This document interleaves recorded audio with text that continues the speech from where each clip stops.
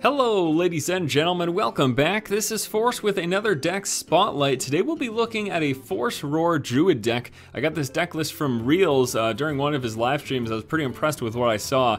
So we've got some early ramp with the Wild Growth as well as the Innervate, some mid-game damage through cards like Chillwind Yeti and Druid of the Claw, and then the finisher in a double Force of Nature Savage Roar combo. Seeing a lot of decks of this type on the ladder right now, so I thought I'd show you guys how it works. Let's go ahead and take a look at the deck in action. So as I mentioned, there are quite a bit of Druids on the ladder right now in our example game. We just so happen to be playing against a Druid. I think I'll keep the Harvest Golem just for some early game damage potential.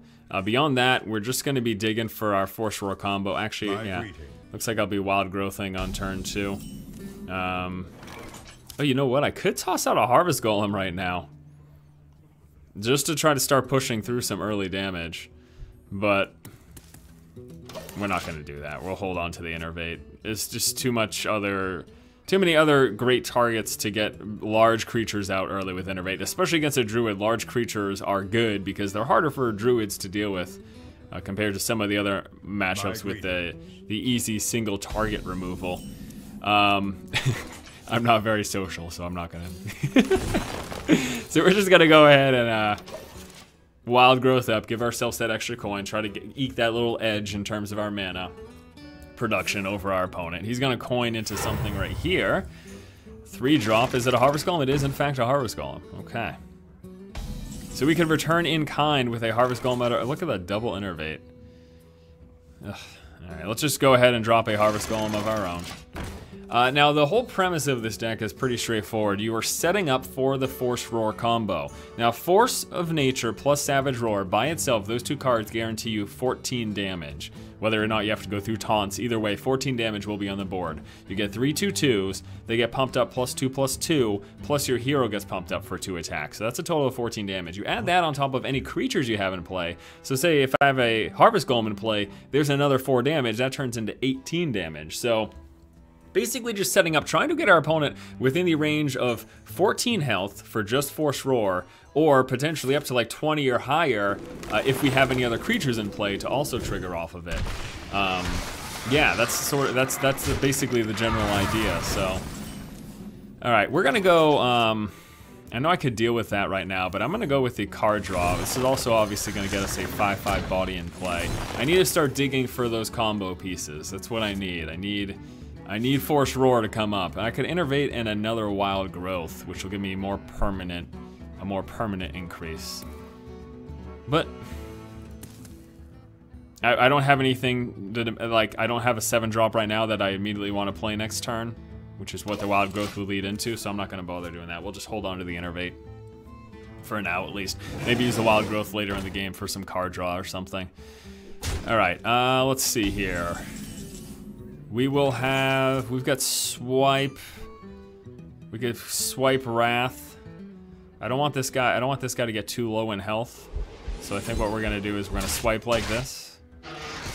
We are going to Wrath his 4/1.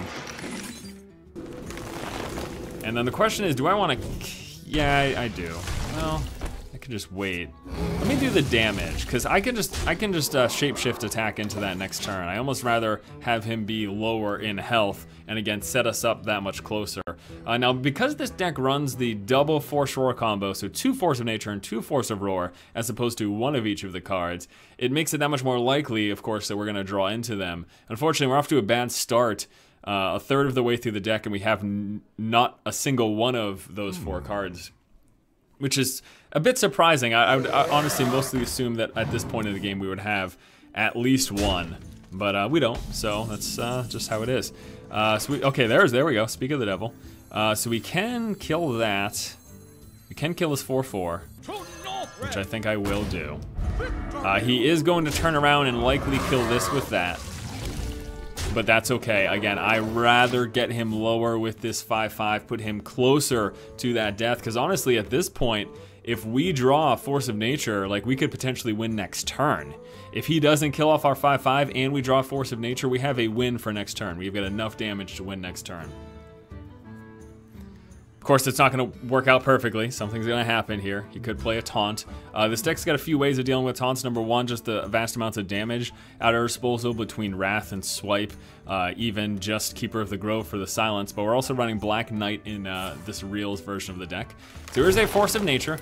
He cannot Savage Roar unless he double Innervates, so he's not going to do that. He's using this strictly to clear my board. I think he is likely very aware of the fact that I could have potentially killed him next turn. And so, because he knows that that's a possibility, he says, let me clear his board. Unfortunately for him, we did just draw into something that I was a bit surprised to see in this Druid deck, but this is a perfect situation for it. And that's a Ragnaros the Firelord. This is going to bring our opponent now down to 11. And the thing that, see, so in a lot of the Druid control decks that I've been playing, I haven't seen a lot of Rag. Rag is in a lot of control decks, but specifically Druid control decks that I've been playing as of late. I really like it in here, though. It's very nice. Alternate win condition besides the Force Roar combo. Unfortunately, you didn't get to see the Force Roar combo here, but you guys will see a win nonetheless. Let's take a look at the deck list.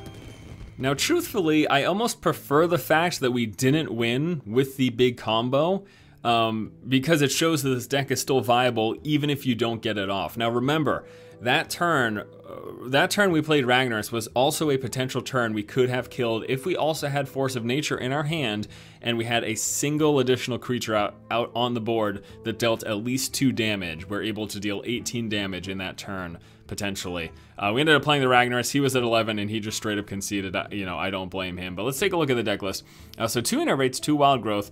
Wild Growth is for the ramp. Innervate, of course, is that burst extra source of mana crystals, allowing you to pump out the Force Roar combo on turn 7, allowing you to draw cards with Ancient of Lore on turn 5, Ragnaros on turn 6, all sorts of potential there. Running a single Mark of the Wild, this is a lot of times used to give yourself a little extra defenses to set up your combo. Or another great thing to keep in mind is that Mark of the Wild can go on any minion, including an opponent's minion. So if there's a big threatening minion in play that you don't want in play, say someone plays a Ragnaros, okay, you can Mark of the Wild and Black Knight that card. You can give one of their minions taunt and then kill it with Black Knight. And also, we also have to deal with big creatures. We've got things like Big Game Hunter, but that's another potential use of that card beyond the defensive measure. Wrath as well as Swipe, both cards pretty much used for board clearing, early defense as you push through your damage, get them around that 14 to 20 range to set up for the combo. Savage Roar, one piece of that combo. Big Game Hunter to deal with big threats. If you're seeing, you know, a bunch of hand locks, if you're seeing, we're starting to see a sort of revitalization of giant mages, and this is be good for dealing with those, or Ragnaros, or, you know, anything over 7 health. Harvest Golem, you know, it's just a nice solid creature. It gets you some early game board control, potentially some early damage. The Chillwind Yeti, sort of the same idea. It's just a nice body, board control damage for the early game. Keeper of the Grove, dealing with taunts, dealing with just threatening minions that can lose you a game for the silence or that damage. The Azure Drake, obviously we get the spell power advantage with Swipe, so like a 9 mana Swipe for 5 plus 2 across the board, or we can get a 4/2 Wrath from the Drake, plus the card draw, it being a cantrip card, something that lets you draw cards, is also very, very good because that allows you to draw into your combo.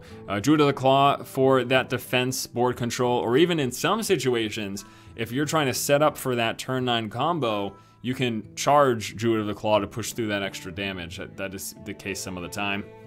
Force of Nature, the second part of our combo winner. Argent Commander, board clear damage. Black Knight dealing with taunts. Ancient of Lore, most of the time, unless you're dealing with a rushdown deck in which you really just need to keep yourself topped off, most of the time you're using this for the card draw. And then Ragnaros, you know, sometimes I was a bit not surprised, but again, just because the Druid decks I've been playing recently haven't been running Ragnaros, and it seems like it's a pretty good addition. It seems to work. You can replace this if you want to run another Mark of the Wild for some more defensive measures or something like that.